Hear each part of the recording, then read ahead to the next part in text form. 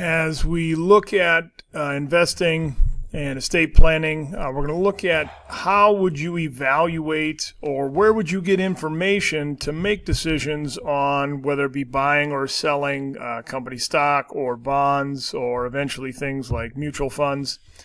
We have 5 basic ways.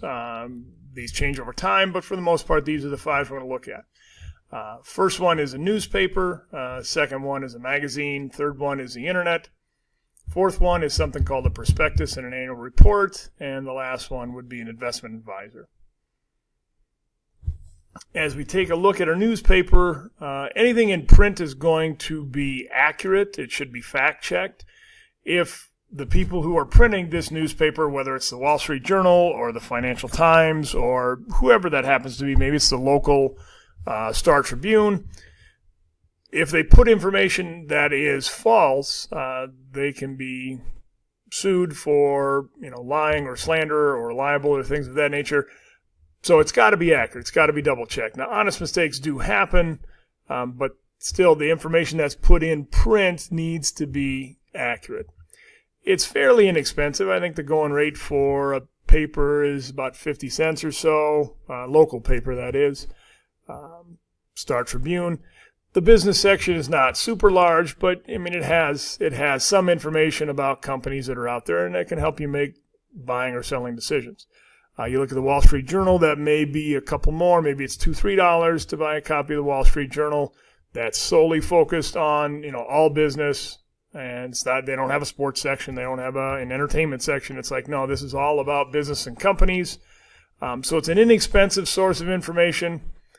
The challenge is it's old information. So if something's going on with, a Clem Corp type business, somebody has to know, hey, Clem Corp is struggling with this, or Clem Corp is doing awesome with that. They're going to go fact check. They're going to write the story. They're going to have an editor take a look at it, and then it's going to be published. Now, again, almost all information is old information, but it's going to take a little bit before that story gets printed.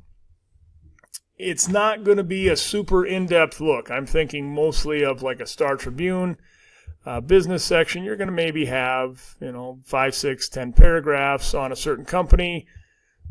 It's more the, hey, here's the most current thing going on, not a history of the company since it was created. So the information you're going to find in that newspaper is small. Again, if we're talking Star Tribune, maybe it's a regional. Maybe there's stuff going on outside of our region we don't know about or don't hear about.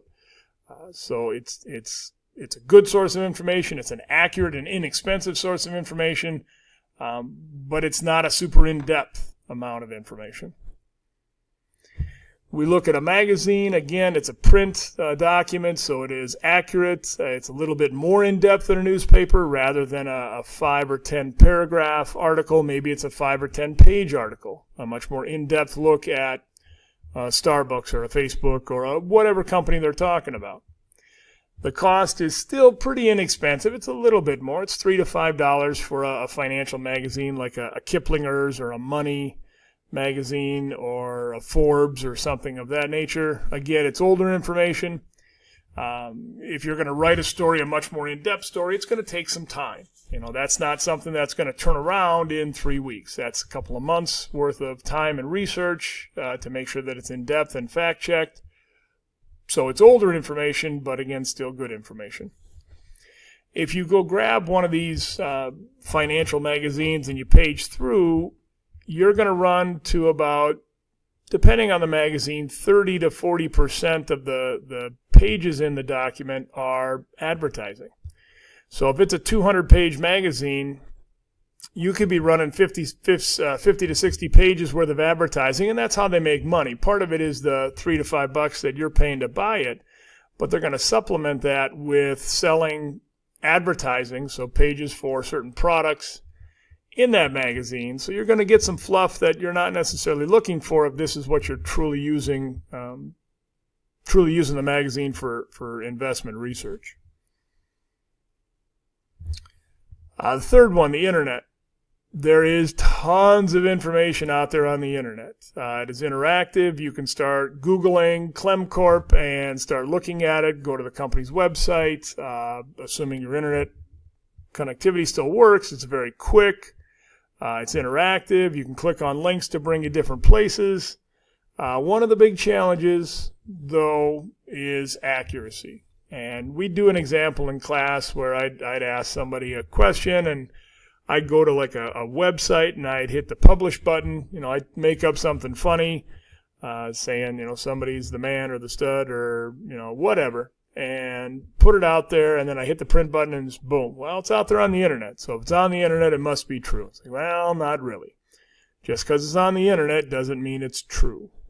So you have to take things that you find on there with a grain of salt. Now, depending on the website you go to, again, if it's a CNN, Money or Forbes or some type of an investment research website, the information is going to be more accurate, maybe like a Yahoo Finance.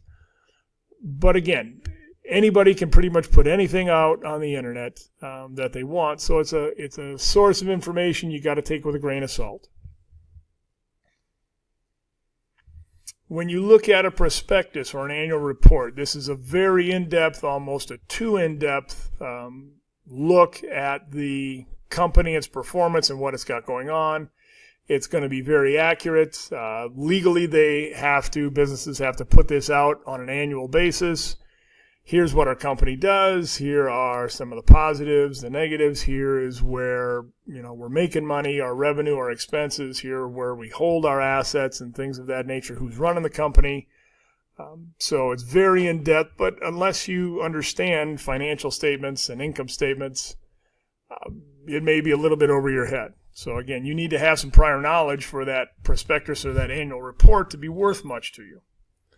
It's old information, so we're in the, spring, late winter, spring of 2019. The information that's going to come out in these prospectus and annual report is going to be the year-end 2018. Okay, so we're talking stuff that's at least a year old as we look at it. And they're going to put in, the positives and negatives, but the negatives aren't going to be front page. Hey, guess what? We're getting sued.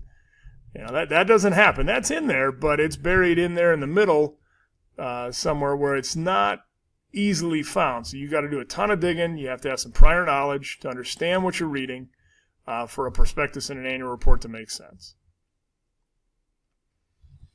Next up, we'll call it an investment advisor, whether that's an actual stockbroker or a financial planner. The big bonus is interactive. Okay, you go in, hey, I've heard about Clemcorp. I heard it's a good company. Now, if you've heard about Clemcorp and it's a good company and you grab a newspaper, you grab a magazine, you can only read the words that are printed on the page. There's no interactive. You go to the website, you can Google, Clemcorp and see what it's doing. But again, there's a little bit of, well, who put that out there? And again, you can click on, any link and drag it pretty much anywhere. So, how accurate is the information? Is it really what I'm trying to get after? The prospectus and the annual report is going to have a ton of information in there, but is it really what I'm looking for? You sit down with an investment advisor. You sit down with a person. Hey, I heard about Clemcorp. Tell me about that. Well, here's what Clemcorp does. Or before you go sit down with them, hey, I'm interested in Clemcorp. Why don't you do a little research on it and tell me? That's their job. Okay, their job is to evaluate companies, help you make buying and selling decisions. Just like paying a tax professional, it's their job to understand the tax laws and help you fill out your tax return. Or it's like paying the mechanic to fix your car. That's their job. You're paying them for their expertise. Similar to any one of those examples, if you're not going to do it yourself, there is some cost. This is how they make money, so it's going to be expensive. Now, some will charge you for a certain amount of investments that they manage. Some will charge you just a flat fee for every transaction they do for you. It's kind of you get what you pay for. So if you just want them to do the buying and the selling and you don't want their advice, the cost is going to be a lot less than, hey, I'm going to sit down and pay you to help me make decisions. There is some possible bias, but for the most part, this is their day job. You want to look and see, are they getting anything out of recommending certain stocks or bonds or mutual funds or whatever that is to you. And the last up here would be experience. Now, similar to a class, if I ask the principal or the superintendent to walk in, or just somebody off the street and say, hey, here's my group of 35 personal finance students. Tell me which one are the A students. Tell me which one are the D students. Just by looking at the class sitting in their chairs, that's pretty tough to do. So what's your point, Mr. Clem? Well, going to a financial advisor, how long have they been doing this? How good are they at their job? Okay, it's, some are professional and some make themselves look really good, but to evaluate that is sometimes a little bit of a challenge. Someone who has been in the industry and knows what they're doing, may look great, but they may not have a great handle on their job. So not everybody is really, really good at their job. A lot of people are decent at their job. Some are okay at their job. Okay, well, when you walk up and shake hands, there's not like a grade sitting on there saying, hey, this is an A financial advisor. This one's a C financial advisor. Okay, some are better than others. When you look at using information to help you make buying and selling decisions, definitely use more than one source of information. I would argue most people would look at an investment advisor and look at the internet as probably your top two. If you really get into that, maybe I could see the newspaper or the magazine being the, hey, here's what's going on currently, kind of drives you to go to the internet and or then ask the financial advisor. I would say that the internet or the prospectus and the annual report is probably least used by your average, Joe Schmo investor. The investment advisor and the internet would probably be your top two.